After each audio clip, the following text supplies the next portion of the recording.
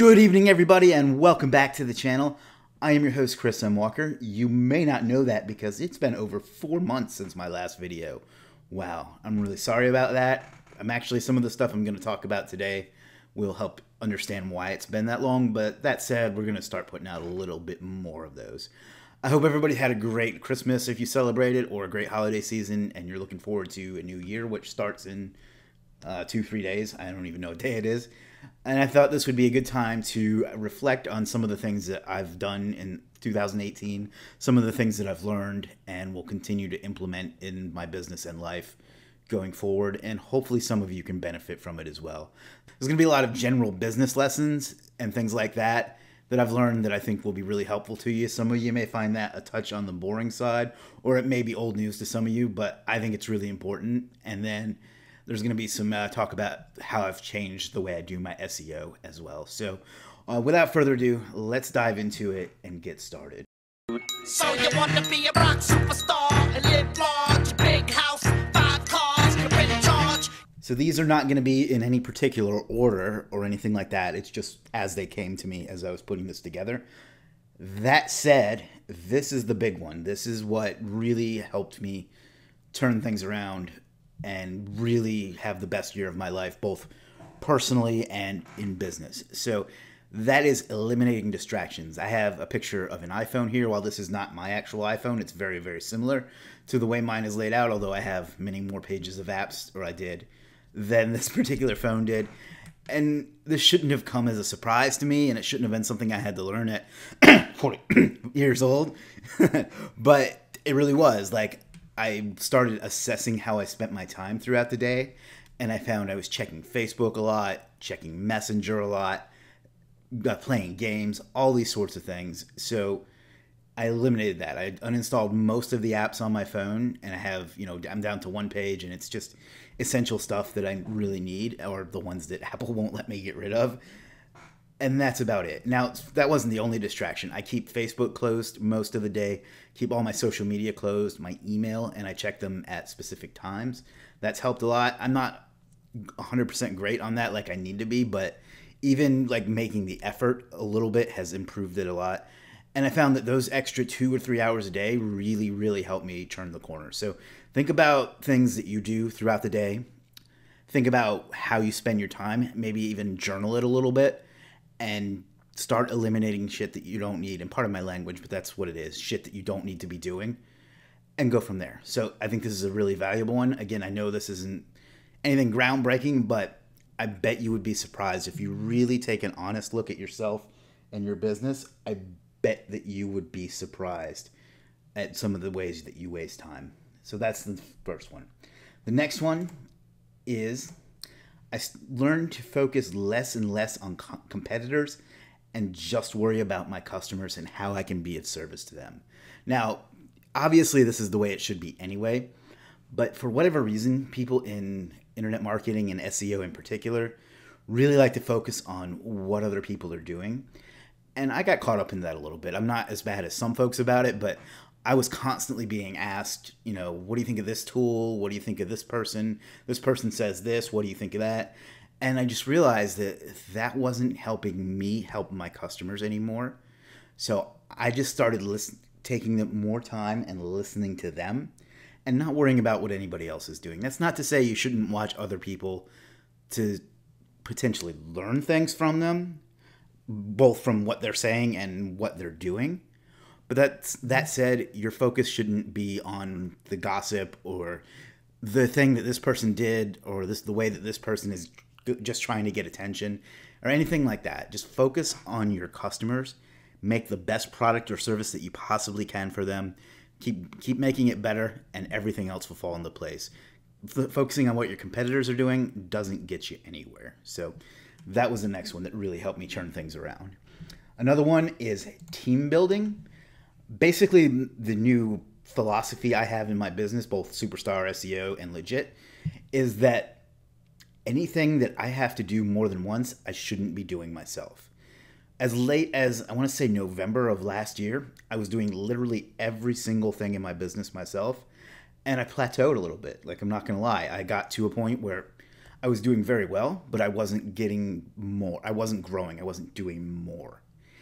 And the reason for that was I was doing too many things myself and not, I don't want to say outsourcing, but not building a team. Now I have a large team. I have a development team. I have a support team. I have an SEO team.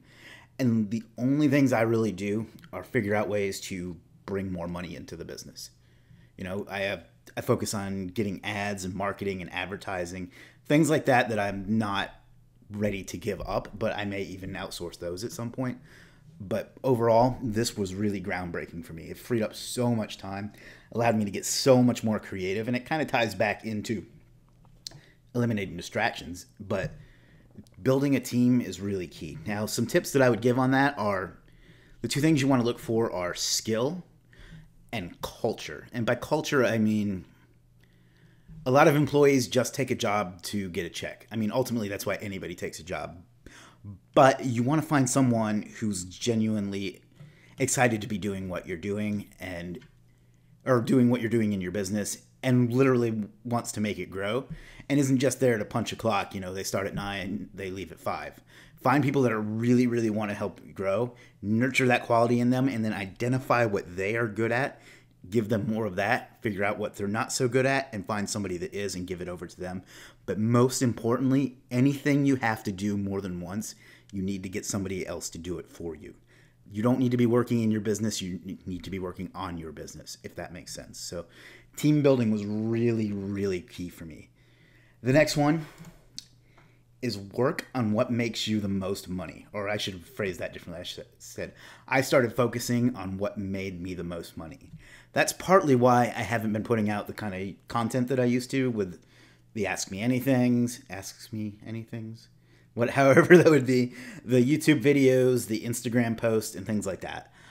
Not that those things don't have value, but that isn't where the bulk of my revenue came from, and that's not what grew my business. And as a matter of fact, like I said at the beginning of this, the last YouTube video I made was in August, and from August till now, at the end of December, as the best months my business has ever had.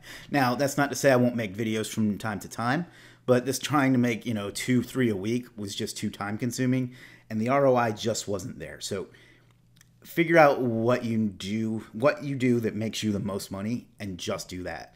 Like, I know a lot of people will spend time, answering their support tickets and crunching their numbers and doing all this like filler work. And that stuff needs to be done, but that goes back to team building. Get people to do those. And you need to just focus. And well, I decided that I needed to focus on what made me the most money, and it absolutely worked. Now, again, I don't want that to come off as that other stuff was meaningless and I didn't enjoy it and it's not valuable to people, because I'm still going to do those things. But I'm going to do them in a more methodical and well thought out and well timed way, to where that they still provide the same value, but they don't become my whole life, if that makes sense. So figure out what you do that grows your business and makes you the most money, and you're going to really start to thrive. That's what worked really well for me. So focus on what makes money. The next one, this one is huge. Figure out who you need to listen to and who you need to ignore. For me, I decided to listen 100% to my customers and my critics. Now, critics and things like trolls and haters, those are different, much as I hate overuse terms like haters. The people that are just going to complain no matter what, or just going to insult you, ignore them. By critics, I mean people that say, this feature is crappy, you should fix that. They don't always put it in ways that make you feel good, but you need to listen to what they say and analyze it and see if they have a good point and improve it if it's not great. That's not to say you have to do everything every critic says, but you need to listen to and at least evaluate the validity of everything a critic says. I know that's tough. I know if you build something, you get an ego about it. This was a struggle for me, and you are proud of it and you don't want to listen to what anyone else says, but every little thing like that that they tell you is going to make your product better, make your business better, and help more people. And those should be your real goals in your business and really in your life. The same kind of thing applies to your customers. Like, for example, I don't even want to call it a course at this point, in Superstar SEO Academy, the comprehensive learning and development system that myself and my fellow coaches have put into place, there were things that people kept asking for that had never occurred to me, or I didn't necessarily think were needed, but they really wanted them, and it really helped them learn and improve their experience. So I added them, and not only did I make those people happier, I was able to use that to sell to other people and continue to grow it, help more people, make more money, and so on. Everyone else you need to ignore. When somebody gives you advice, one of the pieces of information you need to evaluate is, are they qualified to give you that advice in the first place? You know, everybody has an opinion on what you should do with your business and your life. That's not to say that it's even poorly intentioned, but you need to figure out if they have the credibility to offer the advice that they're offering, and if they don't take it out on them. Just politely say thank you and move on. Sometimes you're gonna take their advice, and it's gonna send you down the wrong path. So, evaluate what your friends, family, and people that don't know the inner workings of your business say. And if they aren't really qualified to say it, then just say thank you and go on to the next thing. So I know these are kind of all similar, but there's a real fine line between customers, critics, and then everybody else. So when someone has some credibility, listen to what they say, evaluate if it's worth doing, and then if it is, implement it, even if you disagree. I know that's going to be hard, but that's important. So learn to do that. So the next thing is to think long term and build assets. A lot of people, and this is a real struggle for a lot of people, but they will give away tomorrow in exchange for today. But what you really need to do is think about where your big goal is, and then reverse engineer what it's going to take to get you there. And this is kind of turned into what I think you should do. And I'm sorry that I'm phrasing it that way, but really this is what I learned and what I'm doing. So hopefully it benefits you. And I'm sorry if I'm coming off as preachy, because that's not the goal. Anyhow, think where you want to be in 10, 15, 20, 50 years. Figure out what it's going to take to get there and reverse engineer that. Don't sacrifice that by, having a sale here and there to get a little bit extra money. Figure out the one long-term goal and work toward it, and then build some assets. By assets, I mean the problem with a service-based business, whether it's an SEO agency, whether it's, whatever, is that you're not building any assets. Figure out something that you can build that you can either sell off and get a nice exit out of, or something that will continue to make you money for years and years and years. These are, it just depends on what business you're in. If you're an SEO, it could be software, it could be sites that you own that generate revenue, whatever it is. Think about building assets and how they play into your long-term goal. Don't just build an asset to build an asset. Figure out the long-term goal, figure out what it's going to take to get there, and then build the assets to get there. So this is what really helped me turn the corner, because now I own a platform. I have a couple pieces of software coming out. I have a community. I have things that will continue to work for me, and they were getting me to my big goal, which I'm not going to reveal publicly just yet. But think long-term and don't trade off tomorrow for today.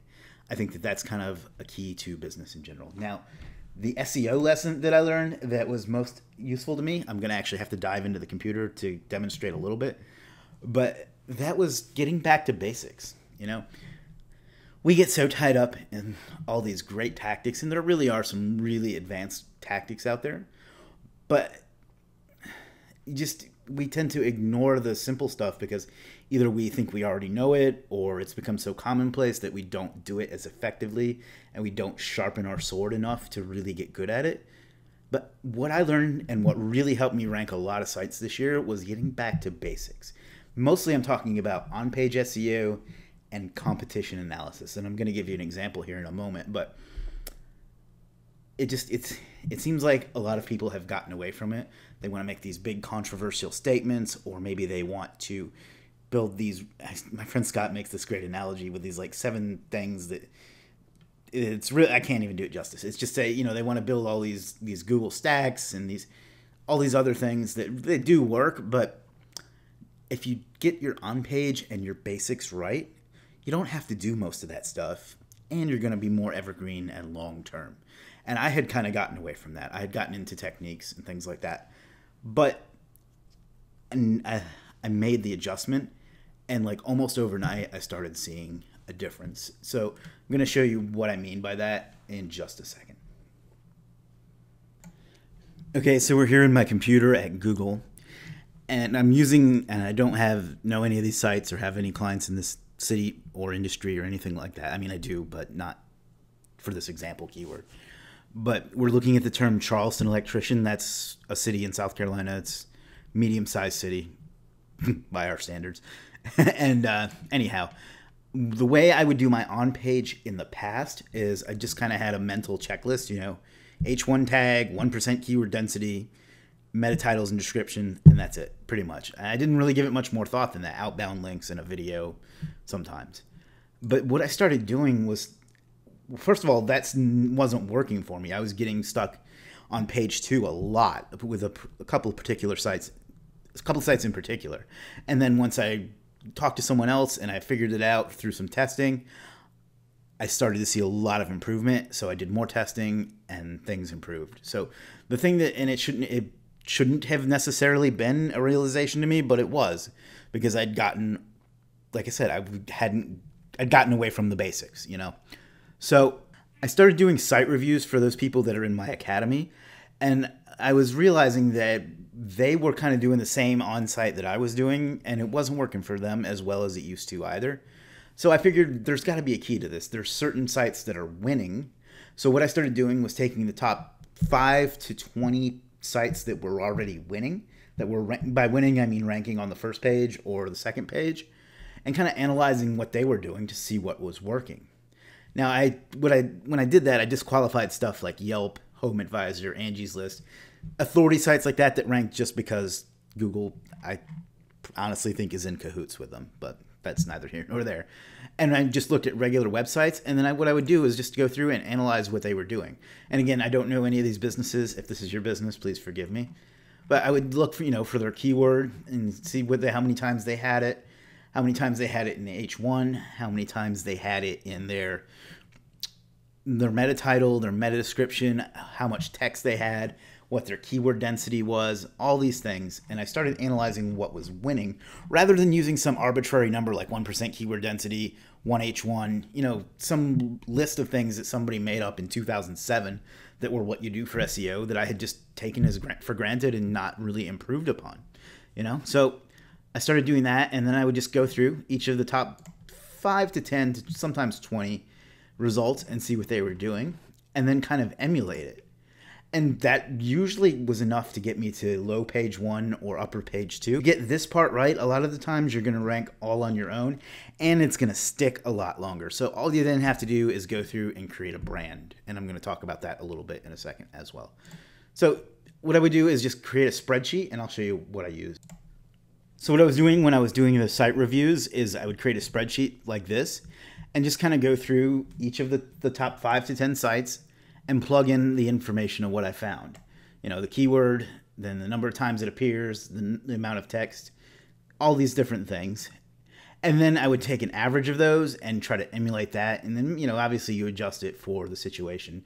But, if there's one that has 100 and one that has 1 and the rest have 25, whatever. I don't know if those numbers shake out, but I wouldn't just take the average as a hard number. I would look at what made sense based on all the top 5 to 20 appearances and then optimize my site that way. That worked out really, really well for me. I know a lot of people want to make this even more complicated and get hundreds and hundreds of variables, but I found that there's about 10 or so that mattered for me.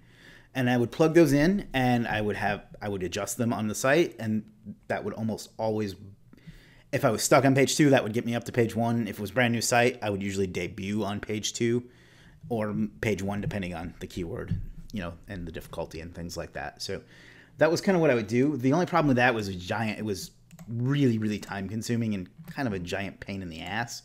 So I'm actually having a tool developed that's going to handle that for me. How we talked about building assets and long-term things, I'm going to have I'm in the process, and I'll talk more about that some other time, but I'm building a tool that'll handle this for me. But basically, I'd gotten away from thinking about SEO in a way of what works and doing that, as opposed to just taking some outdated checklist and kind of going through that and calling it good. This one thing made the biggest shift in my SEO out of anything I did in 2018. Like I said, the whole point of this was getting back to basics, figuring out what was working and emulating it. It's so simple that I'm, even now talking about it, I'm frustrated with myself that I got away from it, but that's what works. You know, look at the sites that are winning, both their on page and the links coming into them, and just emulate that to the best of your ability, and you're going to go far. That was the big breakthrough for me. And then after that, I would just do the basics of building an online business. And what I mean by that is, you know, setting up Facebook, Twitter, Pinterest, formerly Google+, YouTube, all these things around it, your citations, and some maybe sprinkle in some Web 2.0s and some other things to establish your site as a business and reward it and have Google reward it because it's a business, not just a website. So getting back to basics with on-page was really, really key. And then same for link building and brand building. But, you know, it's not to say you shouldn't try all these other techniques because they have their place and they work, and I do some of them too.